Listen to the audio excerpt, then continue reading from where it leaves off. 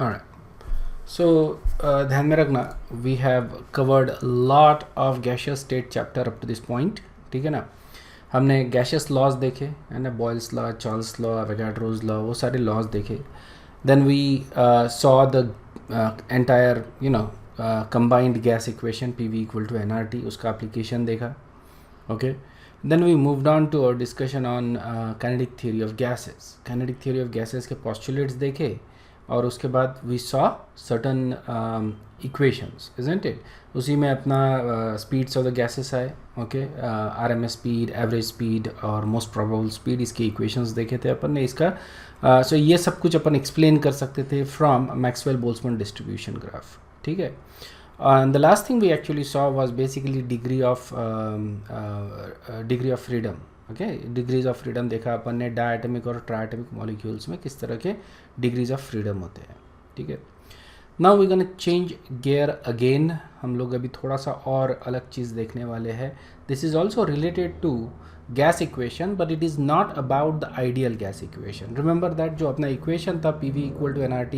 So this equation, इसको अपन क्या बोलते हैं, ideal gas equation, isn't it. मतलब this is only applicable to ideal gases, और आइडियल गैसेस तो होते नहीं है. Basically what we have is real gas, isn't it. तो there is a deviation from this ideality. Ideality मतलब जो अपन जो भी थियरी देखे, फॉर एग्जांपल. ओके. तो ideal gas equation sorry ideal gases जो है वो इस तरह का बिहेवियर नहीं दिखाएंगे. ओके. मतलब कि ये जो इक्वेशन है that is basically not going to be valid for real gases. समझ में आएगा. PV is not going to be equal to nRT for real gas. ये समझ में आ रहा है क्या तुमको. For ideal gas PV is equal to nRT, लेकिन for real gases it is not going to be the case. Okay. Product of pressure and volume is not going to be equal to product of N and R and T. ठीक है. इसको और थोड़ा अपन आगे simplify करेंगे basically, but that is the point. Okay. So how do you apply the equation और how do you change और monitor the equation for real gases, then ये अपने को देखना है. ठीक है ना. तो सबसे पहले अपन डिविएशन देख लेते हैं कि किस तरह से ये जो आइडियलिटी वाला जो प्रिंसिपल है उससे किस तरह से अपने को डिविएशन मिलता है.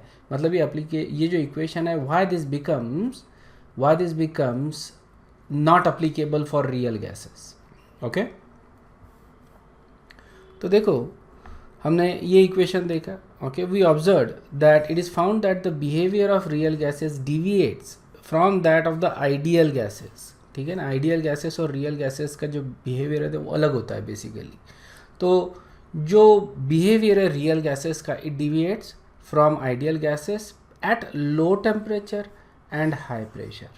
ठीक है ना. जब अपन टेम्परेचर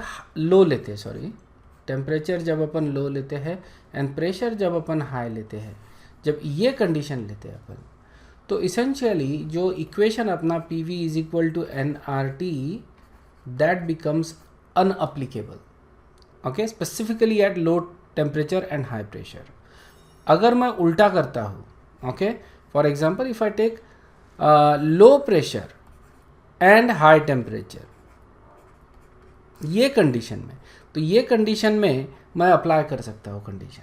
ठीक है ना. अपना जो रियल आइडियल गैस इक्वेशन है that is applicable at low pressure and high temperature, but it is not applicable to low temperature and high pressure. समझ में आया. इसके पीछे का अपन कारण जानेंगे बेसिकली, लेकिन ये बात समझ में आ गई क्या.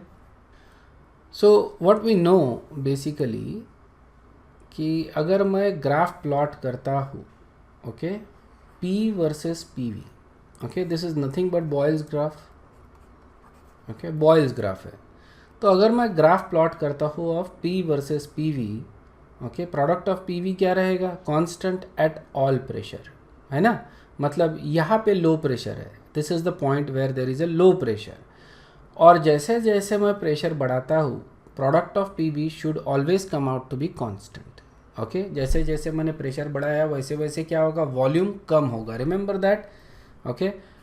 प्रेशर और वॉल्यूम का इन्वर्स रिलेशनशिप होता है. ये अपने को बॉयल्स लॉ में दिखता है, इजंट इट. और प्रेशर और वॉल्यूम का प्रोडक्ट इज ऑलवेज कांस्टेंट। ये भी अपन ने बॉयल्स लॉ में देखा। सो पीवी को अगर मैं प्लॉट करता हूँ अगेंस्ट प्रेशर या against volume, we will always get a straight line, isn't it, because it is always constant. तो मेरे को ये लाइन मिलेगा। That is basically the ideal gas behaviour, ठीक है ना। So this should actually help you understand कि ideal gas behaviour कहाँ पे मिल रहा है अपने को। जितने भी लॉज अपन ने देखे, okay, Boyle's law, Charles law, even Avogadro's law या गै-लुसाक्स लॉ, और फिर combined gas law, okay, all these laws are applicable only for ideal gases, okay. PV is equal to constant, so P और V का product is always going to be constant।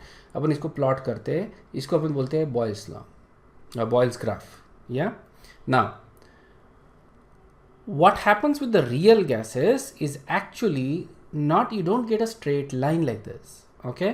Real gases it will depend upon the graph itself, लेकिन इस तरह का behaviour मिलेगा। पहले तो ये डिप करता है, नीचे जाता है, okay, and then it goes to upper side, ठीक है। And this is something you will see with different gases, okay. Different graph, कुछ ग्राफ ज़्यादा डिप करेगा और फिर ज़्यादा अप करेगा, ठीक है ना। ये जो ऑरेंज और ग्रीन लाइन है, these are not ideal behaviour, isn't it. इसको अपन बोलते हैं रियल बिहेवियर या रियल गैस का ग्राफ, या, and that is very different from ideal gas का line, okay. It is suppose to be flat, obviously, ठीक है, थोड़ा बहुत तो अपन डिविएशन मान भी लेते हैं, ओके। आइडियली अपन बहुत ज़्यादा आइडियल सिचुएशन मान के चलते हैं, but you know there is always going to be some deviation. जब अपन कोई भी चीज़ प्रैक्टिकली करते हैं तो we can't actually measure things accurately, okay, उसके वजह से कहीं ना कहीं तो डिविएशन आता है।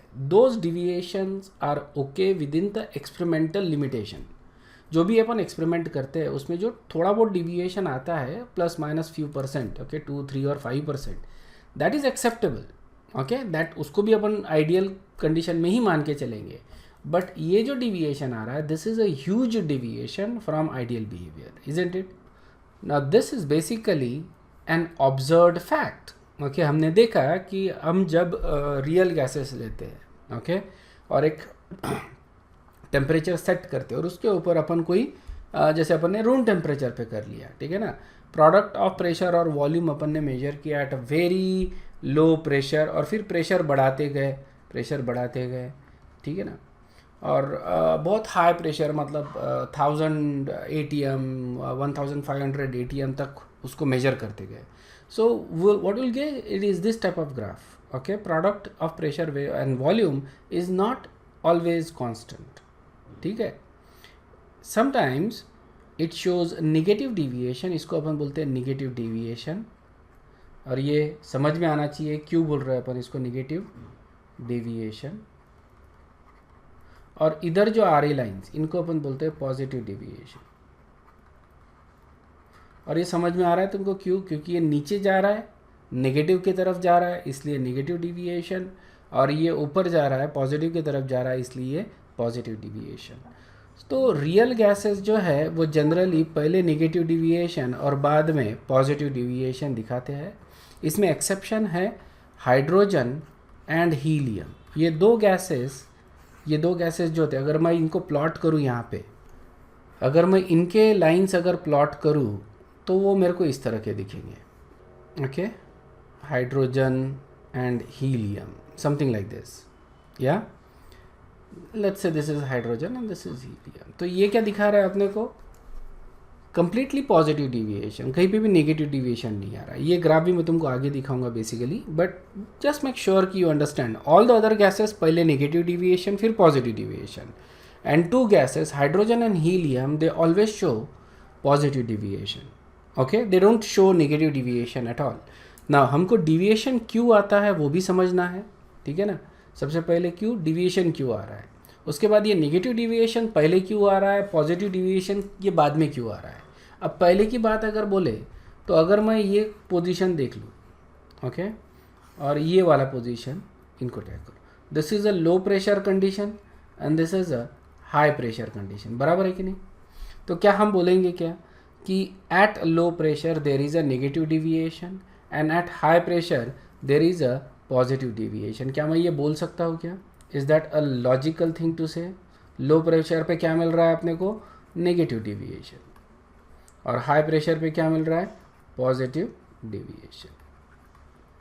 Okay, except those two gases, ठीक है ना। ऑल द अदर गैसेस ये इस तरह का डिविएशन अपने को दिखाते हैं। Alright, so why any deviation from ideality? अपने को डिविएशन मिलता ही क्यों है? Basically this is because of the fact कि जो अपन ने काइनेटिक थियोरी ऑफ गैस देखे थे, उसके जो अजम्पशंस थे, उसमें कुछ अजम्पशंस कैसे थे? फॉल्टी थे। It's because of those faulty assumptions there is a deviation from ideality. Okay, जो अजम्पशंस अपन ने किए थे काइनेटिक थियोरी ऑफ गैसेस में, उसके कुछ जो अजम्पशंस थे दे वर फॉल्टी। ओके, स्पेसिफिकली दो अजम्पशंस थे जो बहुत ज़्यादा फॉल्टी थे, इसके वजह से अपने को रियल गैसेस में डिविएशन मिलता है, ठीक है ना। सो वो कौन से फॉल्टी अजम्पशंस थे वो देख लो। सबसे पहले there is an intermolecular force, ध्यान में रखना। इधर क्या बोलते हैं अपन अजम्पशन में? क्या बोलते हैं कि there is no intermolecular force, there is no attractive और repulsive force between the gas particles, isn't it? ये हमने अजम्पशन किया था, लेकिन there is in fact intermolecular force. Okay, कोई अट्रैक्शन या रिपल्शन फोर्स रहेगा। In fact there is in most cases attractive force होता है, डोमिनेट करता है, ठीक है। And in some cases there is also a repulsive force, इसको भी अपन डिस्कस करेंगे। But there can be either attractive और repulsive forces. So how can we say there is no attractive force और रिपल्सिव फोर्स? बराबर है ना। सो essentially ये एक अजम्पशन था काइनेटिक थ्योरी ऑफ गैस का कि देर इज नो अट्रैक्टिव और रिपल्सिव फोर्स, लेकिन देर इज प्रैक्टिकली।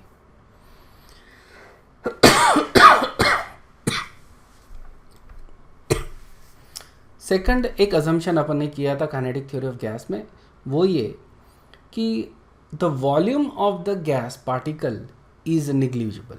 मतलब volume of the gas is negligible. ये रूम में जो भी गैस है, ओके, उसमें का अगर मैं गैस को कंडेंस कर लूँ, सिर्फ गैस पार्टिकल अगर कंडेंस कर लूँ और पकड़ लूँ उसको, तो ये रूम का वॉल्यूम और इसका वॉल्यूम अगर कंपेयर करें तो ये गैस का वॉल्यूम नेग्लिजिबल होता है, isn't it? The volume of the gas is negligible with respect to the volume of the container, and this is true for most of the cases, isn't it? समझ में आया ना? But that is not the case. ये देखा गया है, the volume of the gas is not negligible. Okay, the gas particles occupy some volume. Okay, जो भी गैस रहेंगे इसमें that will basically occupy some volume, और इसके वजह से भी डिविएशन आता है। तो ये दो assumptions थे। पहला assumption क्या था कि there is no intermolecular forces, and second assumption volume of the gas is negligible. ये दोनों अजम्पशंस फॉल्टी थे, ठीक है। ये अपने अज्यूम कर लेता क्योंकि ये अपने को इन जनरल दिखता है, ठीक है। यस, जो इंटरमोलिकुलर फोर्सेस होते हैं वो वीक होते हैं। Yes, in gases the intermolecular forces are weak, but there is a force. The volume of the gas particle is negligible, but it is not zero. समझ में आया क्या? It is negligible, it is small, ठीक है, but is it really negligible? We are assuming it to be negligible, but it's not negligible. Okay, it's not zero, isn't it? It is some volume. तो ये दो forces, ये जो दो assumptions थे, these were actually faulty, ठीक है। तो देखो intermolecular forces, इसको अपन डिस्कस करते हैं, ठीक है। So there is a attractive force between the gas particles. हम क्या assume करते हैं इन आइडियल केस में क्या अज्यूम करते हैं कि there is no attractive, there is no repulsive force, but in reality the gas particles have some attractive force. इस फोर्स को अपन बोलते हैं वैन डर वाल्स फोर्स। बराबर है क्या? इस फोर्स को हम क्या बोलते हैं? Van der Waals force. अपन ने देखे तीन तरह के फोर्सेस होते हैं और ये डिपेंड करता है गैस पार्टिकल्स के ऊपर, ठीक है। मैं क्वेश्चन पूछता हूँ, मेरे को बताओ कौन से फोर्स किधर मिलते हैं अपने को, ठीक है। पहला, अगर मैं ऑक्सीजन गैस लेता हूँ, ठीक है, तो ऑक्सीजन गैस में कौन से वैन डर वाल्स फोर्सेस मेरे को मिलते हैं? सो यहाँ पे ऑक्सीजन गैस में अपने को लंदन फोर्सेस मिलते हैं, इसी को अपन डिस्पर्शन फोर्सेस भी बोलते हैं, इसी को अपन इंस्टेंटेनियस डिस्पर्शन फोर्स भी बोलते हैं। समझ में आया ना, लंदन फोर्स, डिस्पर्शन फोर्स या इंस्टेंटेनियस डिस्पर्शन फोर्स। ओके, समझ में आया ना। सो ये होते हैं ऑक्सीजन में। अगर मैं दूसरा एग्जांपल लेता हूँ, second example, let's say carbon dioxide, okay, या फिर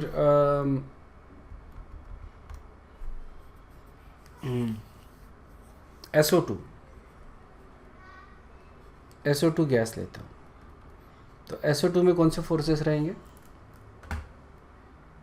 okay, this are called as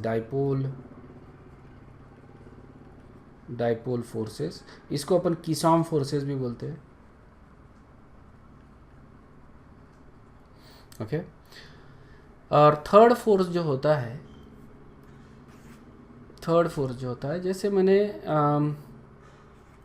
oxygen in water, ठीक है, इस तरह का फोर्स डाल दिया, या oxygen in O2 in SO2, है ना, इस तरह के SO2। ओके, यहाँ पे किस तरह के फोर्सेस रहेंगे? यहाँ पे रहेंगे डाइपोल, इंड्यूस्ड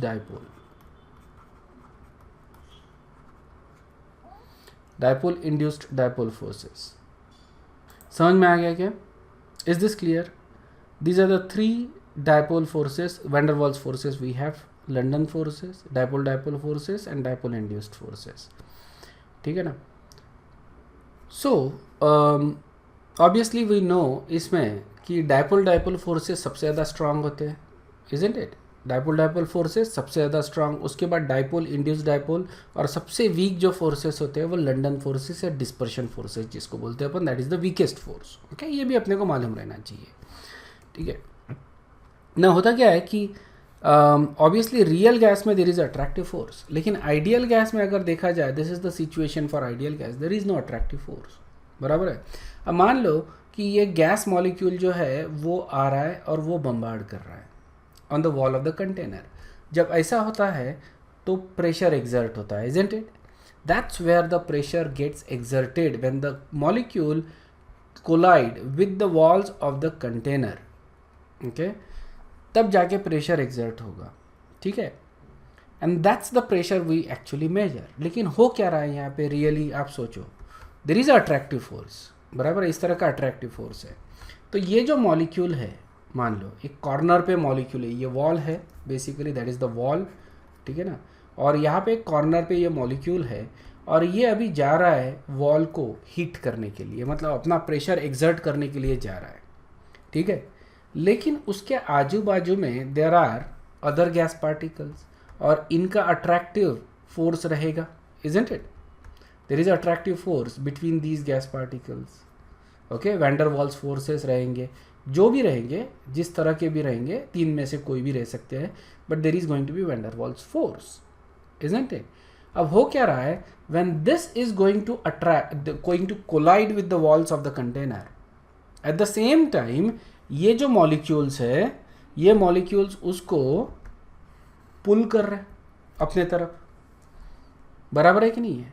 मतलब जो इसका जो फोर्स है कोलाइड होने का, वो फोर्स डिक्रीज हो जाएगा कि नहीं हो जाएगा? यस, ये जो फोर्स है कोलाइड होने का, दैट विल बी लोअर। तो प्रेशर क्या हो गया? लोअर प्रेशर, मतलब जितना होना चाहिए उससे कम प्रेशर एक्सर्ट हो रहा है। यस और नो? ये काय के वजह से हो रहा है? Because these particles are actually having attractive forces, तो ये इसको पुल कर रहे हैं, और इसके वजह से जो प्रेशर एक्सर्ट हो रहा है that is going to be lower than what it should be. अगर पूरे फोर्स के साथ अगर वो टकराता दीवार पे तो एक प्रेशर एक्सर्ट होता, लेकिन अभी पूरे फोर्स के साथ वो ये नहीं हो रहा है, क्योंकि उसको बाकी फोर्सेस, बाकी अट्रैक्टिव फोर्सेस है जो बाकी मॉलिक्यूल्स है 3 डायमेंशन में, देखो, ओके, वो उसको पुल कर रहे हैं। इसके वजह से इसका जो कोलिजन है वो मतलब थोड़ा लेस इम्पैक्टिव रहेगा। So I hope this is clear कि यहाँ पे जो मॉलिक्यूल है वो जब कोलाइड होने जा रहा है, because of the attractive forces उसका जो फोर्स ऑफ कोलिजन रहेगा वो कम हो जाएगा because of this attractive forces, और इसके वजह से जो एक्सर्टेड प्रेशर है वो कम रहेगा देन एक्सपेक्टेड। ठीक है, सो यहाँ पे इंटरमॉलिक्यूलर फोर्सेस के वजह से प्रेशर में कमी आ रही है, बराबर है। इंटरमॉलिक्यूलर फोर्स जितना ज़्यादा रहेगा उतना कम एक्सर्टेड प्रेशर रहेगा। ठीक है, ये रिलेशनशिप ध्यान में रखना between intermolecular forces and pressure, ये बहुत इंपॉर्टेंट है। सेकंड, देखो वॉल्यूम में हमने ये किया था, ठीक है, कि वॉल्यूम जो था बेसिकली गैसेस का, गैस वॉल्यूम या पार्टिकल्स ऑफ द वॉल्यूम जो था दैट वाज एक्चुअली निग्लिजिबल, ये अपन ने बोला था। ठीक है ना, and that is true if you have a low pressure condition. ठीक है, लो प्रेशर अगर होता है तो कंटेनर का volume itself is very high, isn't it. बहुत कम अगर प्रेशर है किसी कंटेनर में एक्सक्यूज मी, अगर कम प्रेशर है, remember if pressure is low then the volume itself of the container is very high, isn't it. इसका मतलब as compare to that the volume of the gas is going to be negligible. ठीक है, if you compare the volume of the container and the volume of the gas, तो ये case में it becomes negligible. ठीक है, but if you look at this situation जहाँ पे pressure is very high, pressure is very high, तो volume is going to be low, isn't it. तो अगर volume of the container is low, ये case में the volume of the gas is not negligible. ये समझ में आ रहा है क्या? Volume of the gas is not negligible. Clear है क्या? या सो जहाँ पे जब प्रेशर हाई रहेगा उस केस में वॉल्यूम छोटा रहने की वजह से, वॉल्यूम ऑफ द कंटेनर बहुत छोटा रहेगा, तो अपन अब इसको ये नहीं कर सकते, वॉल्यूम ऑफ द गैस को निग्लिजिबल नहीं मान सकते। ठीक है, सो ध्यान में रखना यहाँ पे जब प्रेशर लो है, ठीक है, तब आइडियल गैस इक्वेशन अप्लीकेबल रहेगा, लेकिन जब प्रेशर हाई है वॉल्यूम ऑफ द जो आइडियल गैस इक्वेशन है वो अप्लीकेबल नहीं रहेगा। ठीक है, सो यहाँ पे वॉल्यूम जो है अपने को कंसीडर करना पड़ेगा, volume of the gas particle. कौन से कंडीशन में? When the pressure is high, when the pressure is high हमको volume of the gas particle, मतलब ये टोटल वॉल्यूम जो है वो नहीं कंसीडर करना पड़ेगा। अब यहाँ पे क्या करते हैं अपन, जब अपन PV इक्वल टू NRT लेते हैं, ठीक है ना, PV is equal to NRT, volume क्या है? What is that volume term? Volume term is basically the volume of the container, बराबर है ना। सो ये पूरा वॉल्यूम हम लोग कंसिडर करते हैं। क्यों? क्योंकि ये छोटा जो पोर्शन है, ओके, दैट इज नेग्लिजिबल। ठीक है ना, हम वॉल्यूम ऑफ द कंटेनर, लेकिन एक्चुअली ये जो है, जो वॉल्यूम जो मतलब होता है यहाँ पे, that is available volume for the gas, available volume for gas, ये इसका एक्चुअल मतलब है। ठीक है, तो अगर मेरे को एक्यूरेट करना है कोई चीज़ को, तो मेरे को क्या बोलना पड़ेगा? अवेलेबल वॉल्यूम कितना है ये छोड़ना पड़ेगा मेरे को उसमें से। ठीक है, और ये बाकी का जो वॉल्यूम है that is actually the available volume, not this volume. This volume is not available to me, लेकिन since it is negligible I can say okay that's fine, इसको निग्लेक्ट कर देते, लेट्स मेक लाइफ सिंपल। पूरा volume जो है container का that is available. ठीक है, बट इन दिस केस अब मेरे को ये जो वॉल्यूम है वो सब्सट्रैक्ट करना पड़ेगा from the volume, isn't it, क्योंकि मैंने क्या कर लिया है यहाँ पे पूरा वॉल्यूम कंसिडर कर लिया है। बट रिमेंबर ये जो वॉल्यूम है, okay, that is not available for the gas particle. Okay, ये volume is not available for the gas particle. मेरे को सिर्फ ये बचा हुआ जो येलो पोर्शन है उतना ही कंसिडर करना पड़ेगा for the volume of the gas. Clear है क्या? Volume of the container. Okay okay, ये बहुत ज़्यादा इंपॉर्टेंट कॉन्सेप्ट्स है। ओके, इसी के ऊपर हम लोग आगे इक्वेशंस बिल्ड करने वाले हैं। So it's very important that you understand this. ठीक है, so when you have high pressure or low temperature, okay, high pressure or low temperature, basically the volume of each gas molecule starts to become significant. इसको मैं negligible अभी नहीं कर सकता. कौन से कंडीशन में? when you have high pressure or and low temperature. ठीक है, तो जो अपना इक्वेशन है PV is equal to nRT बराबर है, इसको मैं इस तरह से रीअरेंज कर सकता, जैसे आइडियल गैस इक्वेशन, इसको मैं रीअरेंज कर सकता PV by nRT is equal to 1, ये बोल सकता हूँ मैं. This is also ideal gas equation, ideal gas equation. ठीक है, सिर्फ इसको मैंने PV बाय nRT के फॉर्म में रखा है.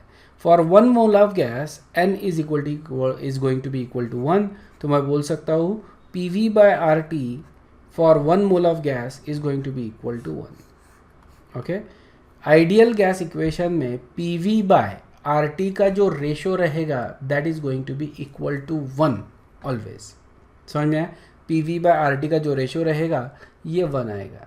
ठीक है, but for ideal gases it is not going to be equal to 1. So let's say it is equal to Z. कोई नंबर, कोई लेटर ले लिया अपन ने, because it is not going to be equal to 1. तो हमने क्या कर दिया, फॉर रियल गैसेस हमने बोल दिया PV by RT is equal to Z. ठीक है, alright. So we can also write it like this. For 1 mole of gas PV is equal to ZRT, ऐसा भी लिख सकता हूँ मैं. ये हो जाएगा equation. You can use it for ideal gas और रियल गैस. अगर आइडियल गैस है तो Z की वैल्यू कितनी रहेगी, 1, और रियल गैस है तो Z की value is not equal to 1. समझ में आया क्या? सो इस तरह से मैं लिख सकता हूँ. Z को अपन बोलते हैं compressibility factor. This is related to volume of the gas particles. ठीक है, Z is the compressibility factor. ठीक है, इसको अपन एक्सप्रेस कर रहे हैं PV बाय RT से. Okay, Z is equal to PV by RT. It is called as compressibility factor. मतलब गैस को अपन कितना कंप्रेस कर सकते हैं वो फैक्टर अपने को बताता है. ठीक है, for ideal gases remember Z is equal to 1, इसीलिए PV is equal to RT for 1 mole of gas. ये रिलेशनशिप समझ में आया क्या? तो अब हम क्या करेंगे, प्लॉट करेंगे pressure versus PV by RT. PV by RT को क्या बोलते हैं अपन, Z. It is equal to compressibility factor. बराबर है ना? वी नो कि PV बाय RT ये कितना होता है for ideal gases, equal to 1. ठीक है ना? So for ideal gases is equal to 1.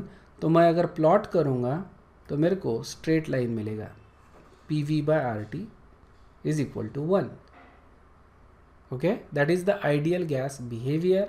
At any pressure what we'll see is PV by RT is always equal to 1. Okay, when I plot it against pressure मेरे को straight line मिलेगा. ठीक है, if I do the same thing for real gases, ठीक है, PV by RT plot करता हूँ. अब मैं एक्चुअली में कर रहा हूँ. ठीक है ना? what I'm doing here is that I'm using ideal gas equation PV is equal to nRT. ठीक है, और ये इक्वेशन को मैं रीअरेंज कर रहा हूँ for Z and I am calculating it at various different pressure. If I do that, okay, PV by RT is equal to Z. Okay, and for ideal gases that is always going to be equal to 1. तो मैं अलग अलग pressure और volume लूँगा, R और temperature लूँगा. Okay, at a fixed temperature ध्यान में रखना यार. Temperature is going to be constant in all this calculation. ये पूरे ग्राफ में टेम्परेचर ये कांस्टेंट फैक्टर रहेगा. ठीक है, अलग अलग प्रेशर और वॉल्यूम ये लेके डिवाइडेड बाय RT करूँगा तो मेरे को आंसर हमेशा 1 ही मिलेगा. एट वेरियस डिफरेंट प्रेशर मैं इसको प्लॉट करूँगा फिर. ओके, और मैं देखूँगा कि वैल्यू क्या मिल रही है, मेरे को स्ट्रेट लाइन मिल रहा है. ठीक है, but I do the same thing with real gas. मेरे को अलग रिलेशनशिप मिलता है. पहले नेगेटिव डिविएशन मिलता है. You can see that with carbon dioxide there is a huge negative dip. ठीक है, कार्बन डाइऑक्साइड के साथ ये go up to minimum point तक जाता है and then it actually starts to increase and then we get a positive deviation. ठीक है ना? So from here to here, okay, for about 500 ATM तक हमको नेगेटिव डिविएशन मिल रहा है. About 500 ATM at this pressure we get a positive deviation. This is for carbon dioxide. ठीक है. Similarly we can go with methane gas. Methane gas अपने को दिख रहा है. Again there is a negative deviation, alright, and up to 200 ATM तक ये negative deviation दिखाता है, and then it increases. Okay, so you still have that about 400 ATM तक negative deviation, and then above 400 तक, after above 400 तक we get positive deviation. Okay, similarly you get nitrogen gas, first negative deviation and then a positive deviation. Okay, nitrogen gas भी अपने को about 100 ATM तक, okay, negative deviation का maximum दिखा रहा है, and then it starts to increase और 200 ATM तक negative deviation, and then there is a positive deviation. तुमको numbers कोई भी ध्यान में नहीं रखने हैं, ठीक है. तुमको ध्यान में रखना है कि कौन सा किस तरह का ग्राफ कहाँ पे मिल रहा है, ठीक है. And then hydrogen basically is a straight line. Okay, hydrogen में देखो there is always a positive deviation, isn't it? Hydrogen के इसमें there is a continuous straight line. Okay, positive deviation ही दिखा रहा है, ये negative में नहीं जा रहा है, and that is also true with helium, I think. Okay, I think there is a helium के इसमें भी you just see a positive deviation, no negative deviation. Carbon dioxide, methane, nitrogen, ठीक है. कार्बन डाइऑक्साइड का atomic mass कितना होता है? Carbon dioxide का एटॉमिक मास 44, मीथेन का 16, नाइट्रोजन का 28, ठीक है ना. इन टर्म्स ऑफ मॉलिक्यूल, ठीक है, carbon dioxide is the biggest molecule, isn't it? Carbon dioxide बहुत ज़्यादा बड़ा मॉलिक्यूल है. It also has a dipole, isn't it? Permanent dipole नहीं है इसमें, but it does have a bond dipole. Bond dipole है इसके अंदर, isn't it? Same thing we see with methane, right. Methane में भी बॉन्ड डाइपोल है. कार्बन और हाइड्रोजन में there is a difference in polarity, मतलब देर is a bond dipole in both of this molecules, ठीक है. कार्बन डाइऑक्साइड में ज़्यादा बॉन्ड डाइपोल है और मीथेन में कम बॉन्ड डाइपोल है, ठीक है. Carbon dioxide is more polar than methane, and methane is more polar than nitrogen. बराबर है कि नहीं? पोलैरिटी अगर देखा जाए तो ये अपने को ट्रेंड मिलता है पोलैरिटी में, ओके. और अपने को अगर यहाँ पे अपन अगर चेक करते हैं तो वी ऑल्सो सी कि कार्बन डाइऑक्साइड में सबसे ज़्यादा डिप होता है, ओके. और फिर ये पॉजिटिव जा रहा है, उसके बाद मीथेन में, और उसके बाद नाइट्रोजन में. Can you see that? Yes, this is CO2, this is CH4 and this is N2. कभी कभी एग्ज़ाम में तुमको ग्राफ आइडेंटिफाई करने को पूछते हैं कि ये ग्राफ कौन से गैस के लिए है, ऑलराइट. तो तुमको यहाँ पे पोलैरिटी वाला कॉन्सेप्ट लगाना है, मॉलिक्यूलर मासेस प्लस पोलैरिटी, ये दोनों चीज़ें कंबाइन करके लगानी है, ठीक है. There is no particular way of knowing कि कौन सा ग्राफ का है, जस्ट लॉजिक है बेसिकली. अगर जिसमें ज़्यादा पोलैरिटी है, ओके, जिसमें ज़्यादा डाइपोल है फॉर एग्जांपल, या जो ज़्यादा डाइपोल जल्दी इंड्यूस हो सकता है, ऐसे गैसेस ज़्यादा डिप करेंगे, ओके. इफ़ आई टेक से for example SO2, okay, sulphur dioxide.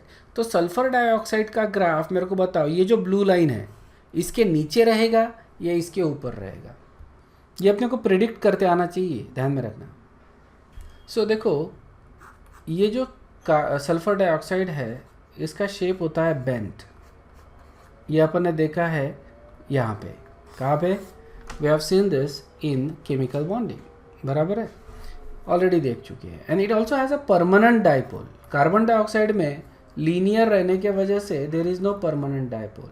समझ आया? परमानेंट डाइपोल नहीं, यहाँ पे परमानेंट डाइपोल है, मतलब ये ज़्यादा कंप्रेसिबल गैस है, isn't it?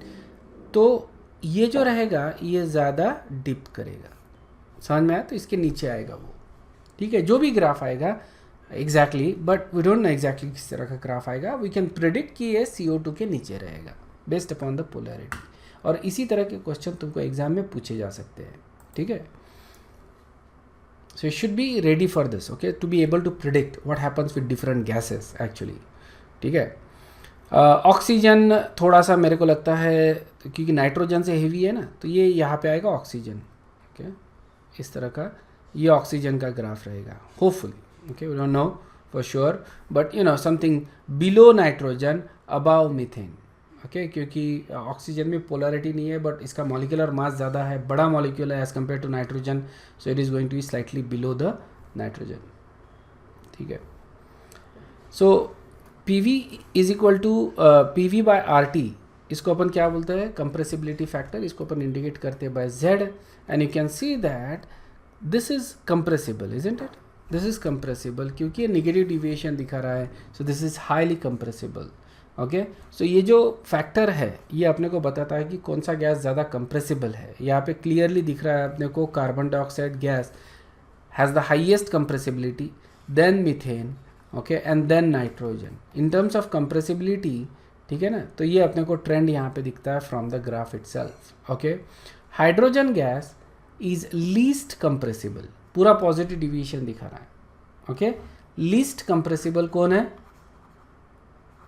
Hydrogen gas. Understood है क्या? और क्या इंटरप्रेट कर सकते हैं अपन ग्राफ से? क्या मैं ये बोल सकता हूँ गैसेस आर, रियल गैसेस की बात कर रहा पर है ना, real gases are compressible at low pressure and not compressible at high pressure. Can I say this thing? Graph को देख के, है ना, ऑब्वियसली राइट, लो प्रेशर पे they are more compressible, at high pressure they are less compressible, they are not compressible at all. यहाँ पे compressible है मतलब क्या हो रहा है, अट्रैक्टिव फोर्स ज़्यादा है। ओके, अट्रैक्टिव फोर्स ज़्यादा है, and that's why they are compressible. Low pressure पे क्या हो रहा है कि when this gases are there, when they are close together, they attract each other. ठीक है, so they are more compressible, attract कर रहे हैं, इसलिए जैसे मैं इनको कंप्रेस करने की कोशिश कर रहा हूँ। ठीक है, but because of the attractive force वो और ज़्यादा कंप्रेस हो रहा है, इनके अंदर में जो वॉल्यूम है वो और ज़्यादा डिक्रीज होते जा रहा है, and that's why they show a negative deviation. यहाँ पे अगर देखा जाए तो यहाँ पे repulsive forces are more, repulsive forces ज़्यादा दिख रहे हैं मेरे को एट हाई प्रेशर। ओके, अब हो क्या गया है, मैंने बहुत ज़्यादा कंप्रेस कर लिया है ऑलरेडी, और इसको मैं और ज़्यादा अगर कंप्रेस करने की कोशिश करूँगा तो ये रिपल्सिव फोर्सेस डोमिनेट हो गए। If you try to remember कि जब हम दो एटम्स को नज़दीक लाते हैं, ओके, मॉलिक्यूलर बॉन्डिंग में अपन ने देखा था, तो एक हद तक देयर इज़ अट्रैक्टिव फोर्स और उसके बाद में रिपल्सिव फोर्स डोमिनेट करने लगता है। सेम थिंग यहाँ पे, initially there is attractive force, okay, but बहुत ज़्यादा नज़दीक आ जाते हैं मॉलिक्यूल्स, तो उसके बाद फिर रिपल्सिव फोर्स डोमिनेट करने लगता है। So there is a attractive force in the beginning at low pressure, and therefore they are more compressible. At high pressure there is a repulsive force, and therefore they are not compressible, they repel each other in fact. okay, so यहाँ पे अपने को positive deviation मिलता है। Clear है क्या? दूसरा अपने को ये भी दिखता है कि z जो है, ओके, मतलब PV/RT it varies with temperature as well. ठीक है ना, तो यहाँ पे नाइट्रोजन गैस के लिए मैंने दिखाया है सिर्फ यहाँ पे, सिर्फ only for nitrogen gas. Okay, we know कि आइडियल गैस बिहेवियर तो we should get a straight line, right. But if you look at here at 200 kelvin, ये ब्लू वाला ग्राफ, ओके, 200 केल्विन मेरे को ज़्यादा पॉजिटिव डिविएशन दिख रहा है, सॉरी ज़्यादा negative deviation first and then the positive deviation at 200 kelvin. ठीक है, फिर मैंने टेम्परेचर बढ़ाया, ओके, 500 केल्विन कर दिया, alright, we get this graph, and then we get at 1000 kelvin we get this graph. If I increase the temperature even more now, okay, मेरे को क्या मिलेगा, इस तरह का ग्राफ मिलेगा। और ज़्यादा करता हूँ तो क्या मिलेगा, alright, yes, isn't it? Pressure देखो यहाँ पे, ऑलराइट, क्या मैं ये बोल सकता हूँ कि ये जो फ्रैक्शन है इवन एट 1000 केल्विन के ऊपर, ओके, ये जो फ्रैक्शन है, क्या मैं बोल सकता हूँ कि at 1000 kelvin and that pressure, okay, ये जो प्रेशर है, whatever that low pressure condition is, okay, low pressure and high temperature, बराबर है, this is a high temperature, तो low pressure and high temperature मेरे को आइडियल बिहेवियर मिलता है, बराबर है ना। ये पोर्शन में PV/RT इज इक्वल टू 1 मिल रहा है मेरे को। So can I say that at low pressure and high temperature PV by RT is equal to 1, मतलब कि आइडियल बिहेवियर मिलता है मेरे को. Can I say that? And that's exactly what happens. Okay, at low pressure, मतलब ये initial वाला portion, and high temperature हमको क्या मिलता है? आइडियल बिहेवियर, आइडियलिटी मिलती है अपने को. ठीक है, एग्जैक्टली आइडियल बिहेवियर नहीं मिलेगा, but we get ideal behaviour and it should be sensible. ठीक है ना, मैं इसको अपन एक्सप्लेन करेंगे, समझेंगे कि why exactly at low pressure and high temperature अपने को ये मिलता है. इसको इक्वेशन के थ्रू भी अपन समझ सकते हैं बेसिकली, लेकिन मैं कंसेप्चुअली तुमको समझाने की कोशिश करता हूँ, and then later on we gonna understand that why this happens. Okay, low pressure है तो वॉल्यूम कैसा होता है? वॉल्यूम इज हाई, बराबर है. लो प्रेशर और हाई वॉल्यूम है. जस्ट इमेजिन करो कि कोई गैस पार्टिकल है. ठीक है, अब ये लो प्रेशर और हाई वॉल्यूम कंडीशन में है, इजंट इट? अब इसका मतलब क्या हो गया, जो बाकी जो गैस पार्टिकल्स है ये इससे दूर रहेंगे, इसका अट्रैक्टिव फोर्स इसके ऊपर नहीं आएगा. जब ये हिट करने जाएगा वॉल को, ठीक है, जब वॉल को हिट करने जाएगा तो इसका अट्रैक्टिव फोर्स जो रहेगा बाकी पार्टिकल्स का वो निग्लिजिबल रहेगा, isn't it? Low pressure high volume मतलब कि गैस पार्टिकल्स ही कम हो गए ना इसमें, तो पर area. Okay, number of gas particles are less, तो इसका मतलब इसके ऊपर अट्रैक्टिव फोर्सेस ही कम हो जाएंगे. तो ये जो फोर्स से ये दीवार के ऊपर टकराएगा उसका ज़्यादा इम्पैक्ट रहेगा, मतलब we gonna get correct pressure. ठीक है. दूसरा, हाई वॉल्यूम है, वॉल्यूम बहुत ज़्यादा है और लो प्रेशर है, इसका मतलब गैस पार्टिकल्स बहुत कम है. इसका मतलब क्या हो गया कि volume of the gas again is negligible. मतलब at this condition we can say कि हम लोग क्या कर रहे हैं, we are going towards ideality, we are going towards those postulate जो थे काइनेटिक थ्योरी ऑफ गैसेस के, वो पॉस्टुलेट्स अपन खरे ठहरा रहे हैं. Okay, high pressure high volume में क्या हो रहा है कि volume of the gas becomes negligible. ये अपन ने थोड़ी देर पहले देखा एट हाई वॉल्यूम. ऑलराइट, और लो प्रेशर पे basically again the same situation, low pressure है मतलब हाई वॉल्यूम है, तो इसकी वजह से ये दोनों फैक्टर हो रहे हैं. Second thing is high temperature. अगर टेम्परेचर ज़्यादा है तो काइनेटिक एनर्जी ज़्यादा है, अगर काइनेटिक एनर्जी ज़्यादा है तो अट्रैक्टिव फोर्स कम हो जाता है. मतलब अगेन जो प्रेशर जो अपने को मिलता है when the molecules collide with the container, wall of the container, तो वो जो प्रेशर रहेगा that is going to be correct. Okay, वो कम नहीं रहेगा, अट्रैक्टिव फोर्सेस कम हो जाते हैं बिकॉज ऑफ हाई टेम्परेचर. तो ये दो कंडीशन में वी गेट आइडियल बिहेवियर. समझ में आया क्या? इसी को अपन आगे इक्वेशन के थ्रू भी समझेंगे basically, but I want you to realize कि this is what you get, okay, from this graph. Clear है ना? Okay, so at high temperature and low pressure gases behave ideally. Okay, समझ में है ना? ये इम्पॉर्टेंट, सबसे इम्पॉर्टेंट स्टेटमेंट है, ध्यान में रखना है. At high temperature and low pressure, not at low temperature high pressure. Low temperature high pressure पे बहुत ज़्यादा डिविएशन मिलता है. ये ग्राफ जो अपन ने देखा अभी, ठीक है ना, वही से अपने को समझ में आता है. ये ग्राफ देखो, लो टेम्परेचर मतलब ये 200 वाला ग्राफ पकड़ लो, एंड एट हाई प्रेशर ये वाला, ये सिचुएशन हो गया हाई प्रेशर वाला, and you can C there is a significant positive deviation at that point. ठीक है, understood? Even at 500, so this is high temperature, low temperature condition, isn't it? Low temperature वाले, सो लो सबसे ज़्यादा लो लेते हैं अपन, सो 200 केल्विन इज द लोएस्ट. तो वहाँ पे अपने को बहुत ज़्यादा पॉजिटिव डिविएशन दिख रहा है, और हाई टेम्परेचर पे डिविएशन कम हो गया है. सो दैट्स व्हाई वी से at high temperature and low pressure gases behave ideally. Near the liquefaction point, liquefaction point बोले तो एट हाई प्रेशर. ठीक है ना? देखो, लो प्रेशर पे आइडियल बिहेवियर मिल रहा है तो हाई प्रेशर पे नहीं मिलेगा, अपोजिट मिलेगा अपने को. लिक्विफैक्शन पॉइंट मतलब जहाँ पे ये लिक्विफाई हो रहा है, अपन प्रेशराइज कर रहे गैसेस को, तो ये लिक्विफाई हो रहे गैसेस. ओके, गैस से लिक्विड में कन्वर्ट हो रहे हैं.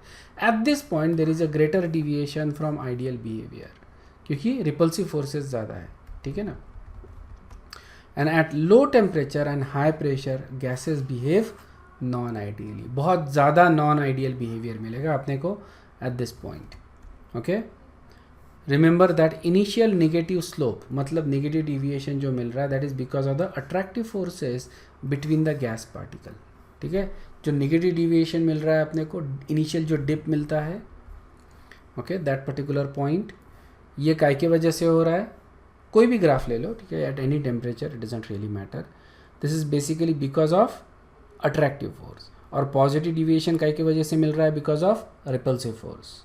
Okay, so there is a positive pressure, basically ये वही एक्सप्लेन कर रहा है clearly for all gases at some pressure z is going to be more than 1, मतलब पॉजिटिव डिविएशन दिखेगा ही दिखेगा एट सम प्रेशर। समझ में आया ना मतलब, और ये प्रेशर कैसा रहेगा, हाई प्रेशर। हाई प्रेशर पे for all gases z is more than 1, मतलब z ये पॉजिटिव डिविएशन दिखाएगा ही दिखाएगा। ठीक है, for all gases pressure tends to zero, as pressure tends to zero मतलब क्या हो गया, very low pressure. Okay, pressure जैसा अपन कम करते जाएंगे z टेंड्स टू 1, मतलब क्या हो गया, आइडियलिटी, आइडियल बिहेवियर मिलेगा। जैसे जैसे अपन प्रेशर कम करते जाएंगे वैसे वैसे अपने को आइडियल बिहेवियर मिलेगा। Okay, this implies that pressure is lowered, gases tends to become ideality, वही अपन बात कर रहे थे। ये क्लियर है क्या, समझ में आया? पूरी चीज़ें याद करने की ज़रूरत नहीं है। ओके, जस्ट इफ़ यू, अगर तुमको समझ में आ गया, you can directly go and solve the questions. ठीक है ना, directly go and solve the questions, question से तुमको ज़्यादा अच्छे से समझ में आता है। ठीक है, don't memorise this, right, none of this is going to be ask in the exams, you need to understand this.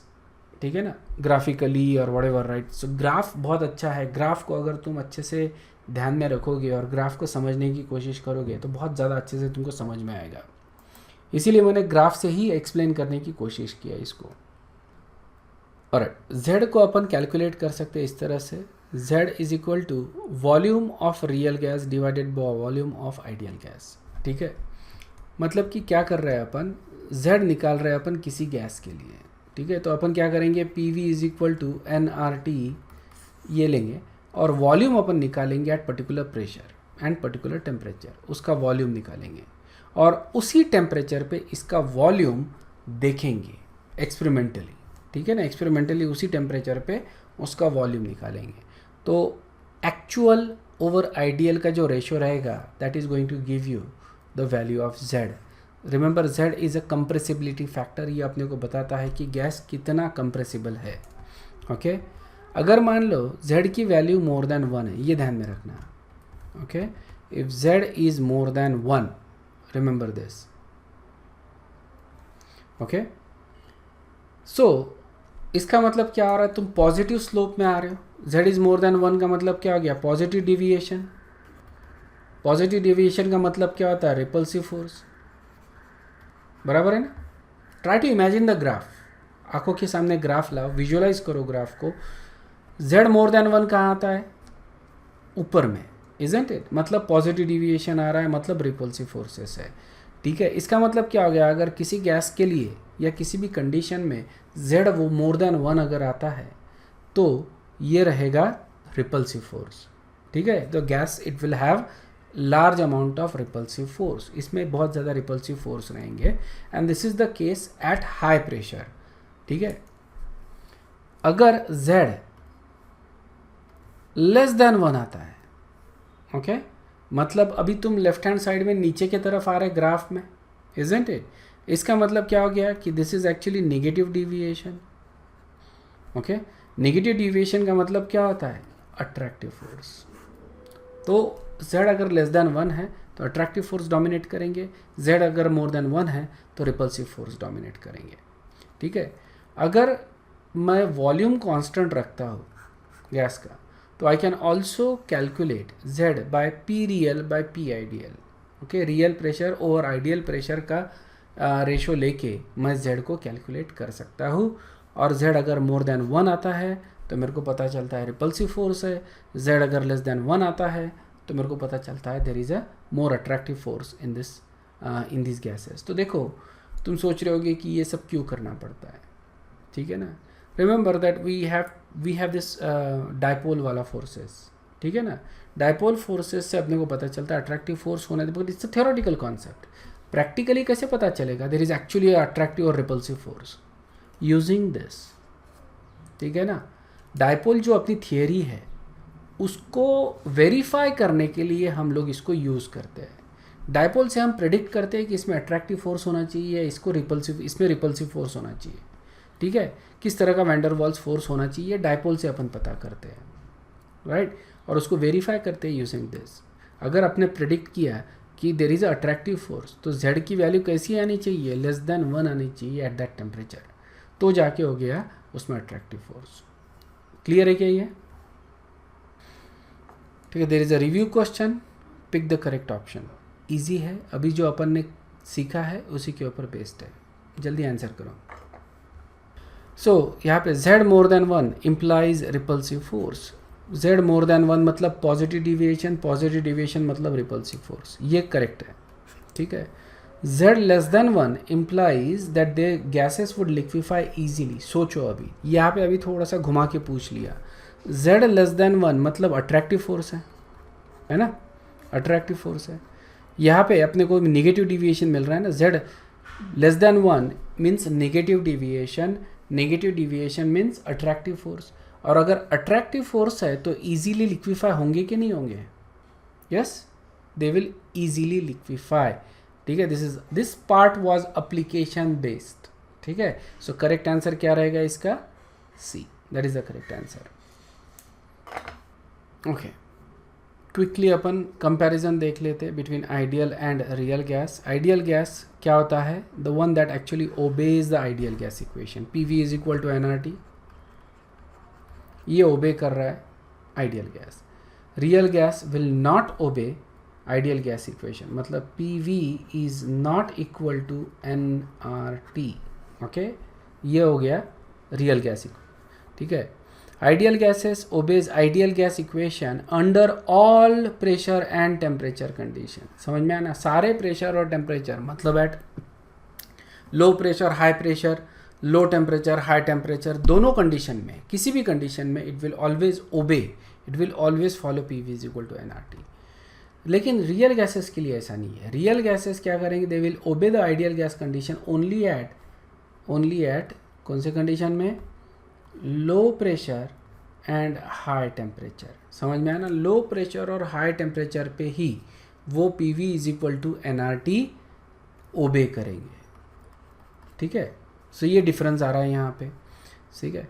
Next is intermolecular forces of attraction कैसे होते हैं? Negligible. There is no intermolecular force of attraction और repulsion, there is absolutely no intermolecular forces in ideal gases. लेकिन ऐसा यहाँ पे नहीं है रियल गैसेस में। रियल गैसेस में देर इज अट्रैक्टिव और रिपल्सिव फोर्सेस, ये डिपेंड करता है कंडीशंस के ऊपर, isn't it?